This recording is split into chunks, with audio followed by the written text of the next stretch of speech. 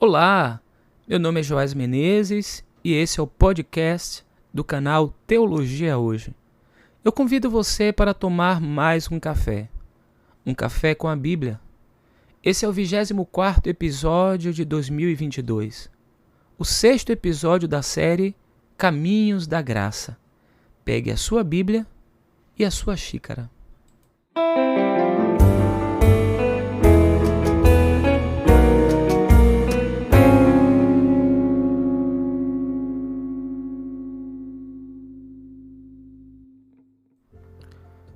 O texto que eu escolhi para a nossa leitura dessa manhã está na primeira carta de Paulo aos Tessalonicenses, capítulo 1. Nós iniciaremos a leitura a partir do primeiro versículo do capítulo 1 da carta aos Tessalonicenses, que diz assim: Paulo, Silvano e Timóteo, à igreja dos Tessalonicenses, em Deus Pai e no Senhor Jesus Cristo. Que a graça e a paz estejam com vocês.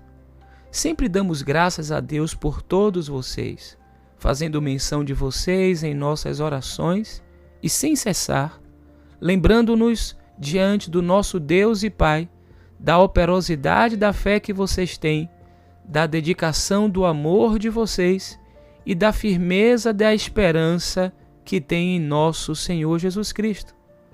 Sabemos, irmãos amados por Deus, que Ele os escolheu, porque o nosso Evangelho não chegou a vocês somente em palavra, mas também em poder, no Espírito Santo e em plena convicção. E vocês sabem muito bem qual foi o nosso modo de agir entre vocês para o próprio bem de vocês. E vocês se tornaram nossos imitadores e do Senhor, recebendo a palavra com alegria que vem do Espírito Santo, apesar dos muitos sofrimentos. Assim vocês se tornaram modelo para todos os crentes na Macedônia e na Acaia, porque a partir de vocês, a palavra do Senhor repercutiu não só na Macedônia e na Acaia, mas a fé que vocês têm em Deus repercutiu em todos os lugares, a ponto de não termos necessidade de dizer mais nada a respeito disso. Porque no que se refere a nós, as pessoas desses lugares falam sobre como foi a nossa chegada no meio de vocês e como, deixando os ídolos, vocês se converteram a Deus para servir o Deus vivo e verdadeiro e para aguardar dos céus o seu Filho, a quem Ele ressuscitou dentre os mortos, a saber, Jesus, que nos livra da ira vindoura. Primeira carta aos Tessalonicenses, capítulo 1, do versículo 1 ao versículo 10, ou ao 10º versículo. Apesar dessa carta não constar como a primeira da lista canônica no Novo Testamento, ela é o documento mais antigo da fé cristã que chegou até nós. Talvez esse seja um motivo importante para nos dedicarmos a um estudo detalhado dessa carta. Ela foi escrita aproximadamente em 51 depois de Cristo. Alguns propõem uma datação menor, mas eu não me uno a eles. Talvez em algum momento possamos fazer um estudo mais minucioso, pensar em alguma coisa mais detalhada aqui no nosso canal a respeito dessa tão importante carta. Mas o que quero chamar a atenção para a nossa reflexão de hoje é, na verdade, para o padrão que Paulo utiliza nessa carta. E esse padrão, ele se repete em tantas outras cartas atribuídas a ele. Na abertura da carta, ele faz uma saudação. E nessa saudação, além de identificar os remetentes e destinatários, ele diz que a graça e a paz estejam com vocês. Um comentarista das cartas de Paulo fez o seguinte destaque, que as cartas de Paulo não reproduzem simplesmente os padrões antigos, e este é um claro desvio da prática normal que servilmente imitava as convenções estabelecidas. As cartas de Paulo são novas no que diz respeito à forma, ou essas fórmulas introdutórias e finais, mas também o conteúdo, a variedade e intensidade de material de uma única carta, ou extensão, forma, conteúdo e extensão. E além da extensão habitual, até mesmo dos escritores de maior tendência literária do seu tempo. Mas o ponto que chama a minha atenção, ou que chamou a minha atenção, é para o destaque que o comentarista deu à inovação paulina. Quando Paulo, na saudação, combina duas palavras que já destaquei aqui em português. Graça e paz. Em grego, charis ou charis, e que é traduzida por graça. E a outra expressão, na sua origem semita, é shalom. Em grego é eirene, que foi traduzida por paz. Então, veja aqui uma combinação entre o charis do grego, que é graça, e o shalom do hebraico, que é paz. E a junção dessas duas palavras, para mim, não expressa apenas o cumprimento de uma agenda teológica e dessa vocação de Paulo, qual seja a de evidenciar que a mensagem de Jesus, do Evangelho, une, né, essa proposta de unir mundos antagônicos, judeus e gregos, né, a proposta da mensagem de Jesus de fazer de dois povos tão distintos apenas um povo, né, um povo só. Mas o que chama a minha atenção aqui, não apenas esse aspecto que fez parte dessa vocação paulina, mas também da impossibilidade de que para realizar o projeto de Deus se pense em graça ou charis sem pensar em paz, em shalom. Você vai encontrar outras cartas paulinas onde ele utiliza a mesma saudação, graça e paz.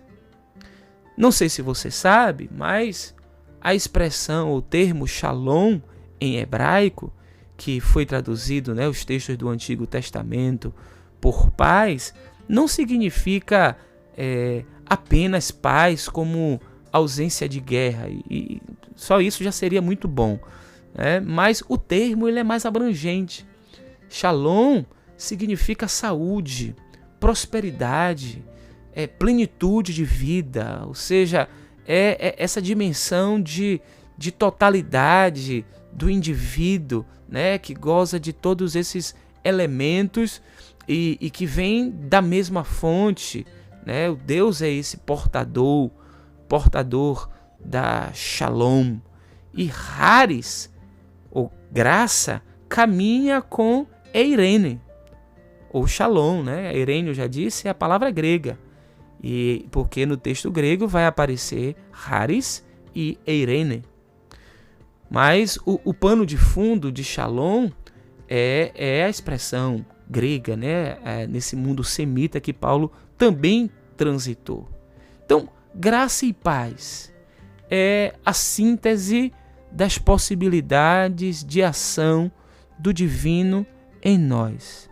Não se pode pensar em vivenciar a dimensão dessa graça sem vivenciarmos, por outro lado, também a dimensão do shalom, dessa paz.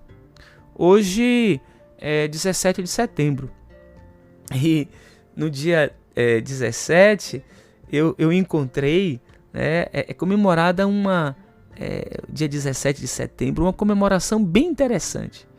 E hoje comemora-se o Dia da Compreensão Mundial. Você sabia que existe esse dia, né? O Dia da Compreensão Mundial? A data tem o objetivo de conscientizar as pessoas sobre uma das principais características que a humanidade deve ter para que haja o máximo de paz no planeta. E o que é que a humanidade deve ter para que haja o máximo de paz no planeta? Compreensão. A compreensão. E a grande proposta no Dia da Compreensão Mundial é justamente essa de propor para que as pessoas aprendam a lidar com tantas diferenças. E primeiro, reconhecendo as diferenças, é respeitar as diferenças e procurar entender os sentimentos do próximo. Então, não é um dia de tolerância, é um dia de compreensão. A intenção é muito boa, mas a gente entende que a compreensão mundial não se conquista ou não se conquistará através da promulgação de uma data referência. No registro do Evangelho de João, no capítulo 14, versículo 27, há uma declaração de Jesus quando ele disse: deixo com vocês a paz, a minha paz lhes dou. Não lhes dou a paz como o mundo a dá. Que o coração de vocês não fique angustiado nem com medo. Na época de Jesus, a região onde ele e seus discípulos habitavam estava sob a intervenção do Império Romano desde o ano 63 a.C., quando o general Pompeu invade aquela região da Palestina. Então, o Império Romano tinha um lema. Esse lema ele foi assim, era uma propaganda do Império, sobretudo quando eles conquistaram, né, muitos outros povos e adquiriram essa hegemonia, o poder bélico, o poder econômico. E o lema um dos lemas do Império Romano era Pax et Securitas, que é paz e segurança. Mas essa paz e segurança que era proposta do Império Romano não era para os estrangeiros e para as colônias. Era para a aristocracia. E essa paz e segurança que não era para os estrangeiros e para os colonos, era para a aristocracia, não era para os pobres. Era para os homens. Não era para as mulheres.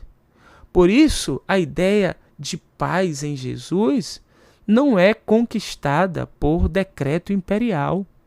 Ou, se a gente quiser atualizar, né, por decreto estatal no âmbito, no âmbito do poder executivo ou legislativo. É algo que é próprio dele.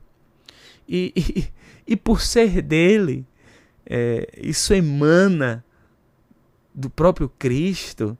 Ele deixa conosco. É isso que ele disse: eu deixo com vocês a Shalom. A minha Shalom eu lhes dou. Agora, não é esse modelo de paz conforme essa estrutura do poder imperial ou também do poder religioso. Não é essa paz que se adquire através de rituais e de símbolos para apaziguar a divindade, mas é a paz que ele deixa conosco.